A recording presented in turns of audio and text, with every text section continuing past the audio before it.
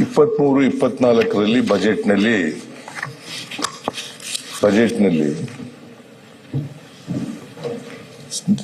ಶ್ರೀಮತಿ ನಿರ್ಮಲಾ ಸೀತಾರಾಮನ್ ಅವರು ಹಣಕಾಸಿನ ಮಂತ್ರಿಗಳು ಅವರು ಬಜೆಟ್ನಲ್ಲಿ ಅನೌನ್ಸ್ ಮಾಡಿದ್ರು upper ಭದ್ರಾಕ್ಕೆ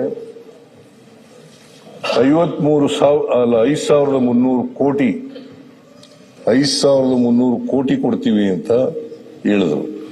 Is it not a fact? It's a fact.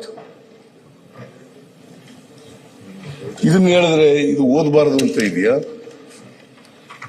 ಇದು ಅನ್ಕಾನ್ಸ್ಟಿಟ್ಯೂಷನ್ ಅಲ್ಲ. ಇವತ್ತಿನವರೆಗೆ ನಮಗೆ ₹1 ಬಂದಿಲ್ಲ.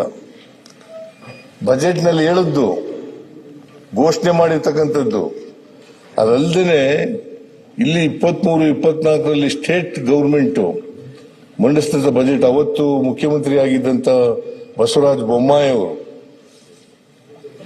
ಅವರು ಇಲ್ಲಿ ಹೇಳಿದ್ದಾರೆ, ಕರ್ನಾಟಕದ ಬಜೆಟ್ ಅನ್ನು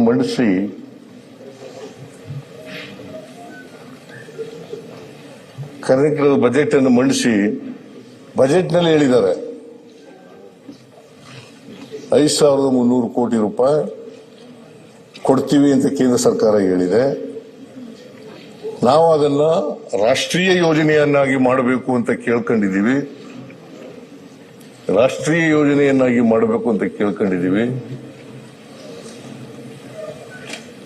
ಮೋಸ್ಟ್ ಲೈಕ್ಲಿ ಕೇಂದ್ರ ಸರ್ಕಾರ ಒಪ್ಕೋಬಹುದು ಅಂತ ಹೇಳಿದ್ದಾರೆ.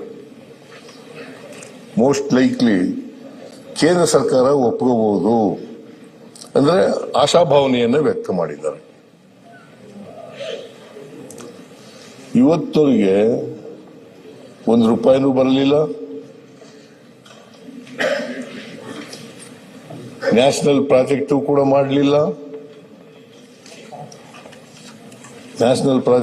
ಮಾಡಲಿಲ್ಲ.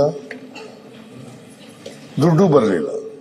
ಕೇಂದ್ರ ಸರ್ಕಾರ ಮಾಡಿರ್ತಕ್ಕಂಥ ಅನ್ಯಾಯವನ್ನ ಅಷ್ಟೇ ಹೇಳಿದೀವಿ. ಕೊಡ್ತೀವಿ ಅಂದಿದ್ರು, ಕೊಟ್ಟಿಲ್ಲ. Is it not A fact?